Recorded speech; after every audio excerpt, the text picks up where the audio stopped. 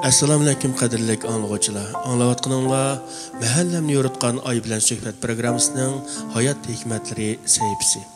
Mikrofon oldida Rida Ablimit. Burun bir zamanda mijazi nihoyat chus bir bola o'tgan ekan.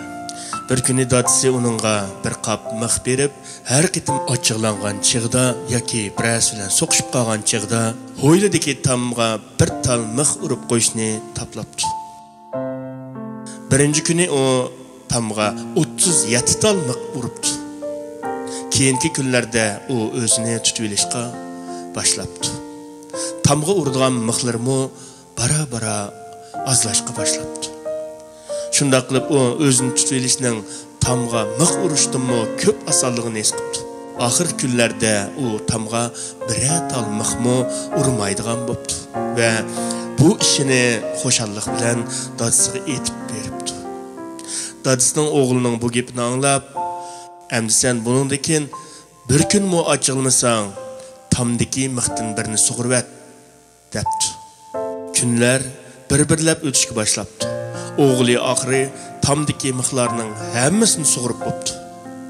Shuning bilan dadisi o'g'ilni tamning oldiga boshlab kelib, bundoq debdi: "O'g'lim, nihoyat yaxshi qilding. Lekin sen tamdagi bu mix izlari qarab baq. Bu izlar mangu yo'qmaydi. Xuddi sen boshqalar bilan urushganda, so'qishganda, boshqalarning diliga azor beradigan gaplarni qilganingga o'xshash.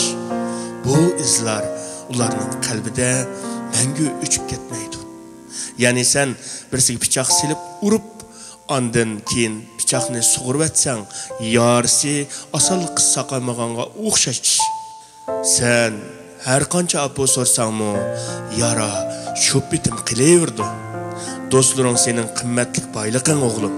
Sen ular bilan baxtlik, ular bilan botursan. Ular dardingga darmon bo'la oladi. Yordamga muhtoj bo'lganingda seni qo'llab yordamda bo'ladi. Bag'in o'g'lim.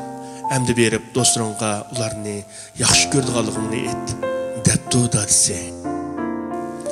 Qadrli do'stlar, programmamizni yoqtirgan bo'lsangiz, qanalimizga ergashing.